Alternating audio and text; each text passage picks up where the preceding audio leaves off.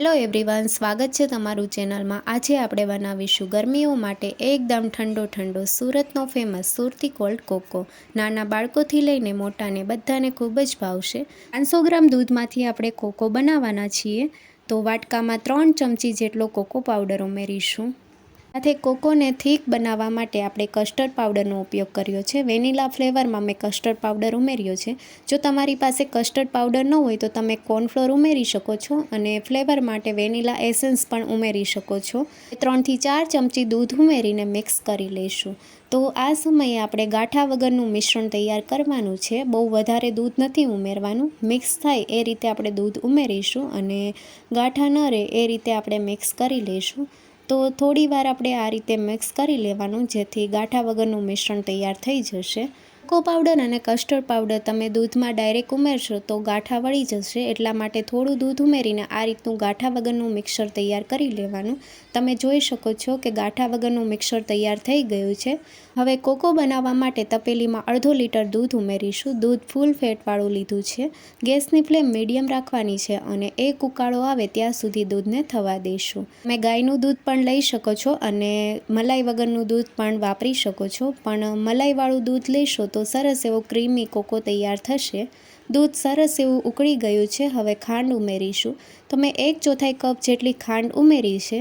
તમે તમારા ટેસ્ટ મુજબ ઉમેરી શકો છો। ગળપણ તમારે જે રીતનું જોતું હોય એ રીતે તમે ખાંડ વધારે ઓછી કરી શકો છો। ખાંડ દૂધમાં સરસ એવી પીગળી જાય ત્યાં સુધી આપણે થવા દઈશું। તો તમે જોઈ શકો છો થોડી જ વારમાં ખાંડ પીગળી ગઈ છે। હવે કોકો પાવડર અને કસ્ટર્ડ પાવડરનું જે મિક્સર તૈયાર કર્યું છે તે ઉમેરશું અને સતત આપણે ચલાવી લેવાનું છે, જેથી ગાંઠાને એવું ન વળે।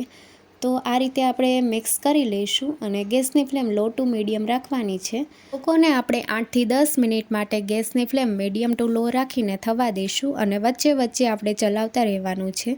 ગાંઠા કે એવું વળી ન જાય એ વાતનું ધ્યાન રાખવું।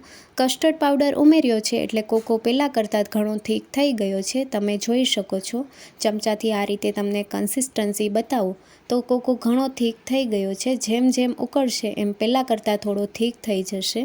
તો 6 મિનિટ જેવું થઈ ગયું છે અને કોકો પહેલાં કરતાં ઘણો ઘટ થઈ ગયો છે। હજી થોડી વાર માટે આપણે થવા દઈશું। કોકોની કન્સિસ્ટન્સી તમે જોઈ શકો છો કે પહેલાં કરતાં થીક થઈ ગઈ છે। હવે આપણે 2 થી 3 મિનિટ માટે થવા દઈશું અને વચ્ચે વચ્ચે ચલાવતા રહેવાનું છે। 8 મિનિટ માટે કોકોને થવા દીધો છે। હવે ગેસની ફ્લેમ બંધ કરી દઈશું અને તપેલીને આપણે નીચે ઉતારી લઈશું। જો આ સમયે કોકોમાં થોડા પણ ગાંઠા વળી ગયા હોય તો તમે બ્લેન્ડર ફેરવીને એકદમ સ્મૂથ કરી શકો છો। કોકોને રૂમ ટેમ્પરેચર ઉપર આવવા દઈશું અને તમે જોઈ શકો છો કે એકદમ સ્મૂથ કોકો તૈયાર છે। કોકોની કન્સિસ્ટન્સી તમને બતાવું તો આ રીતની પાછળનો ભાગ કોટ થાય એ રીતે છે। હવે ફ્રીઝમાં મૂકી દઈશું 2 થી 3 કલાક માટે।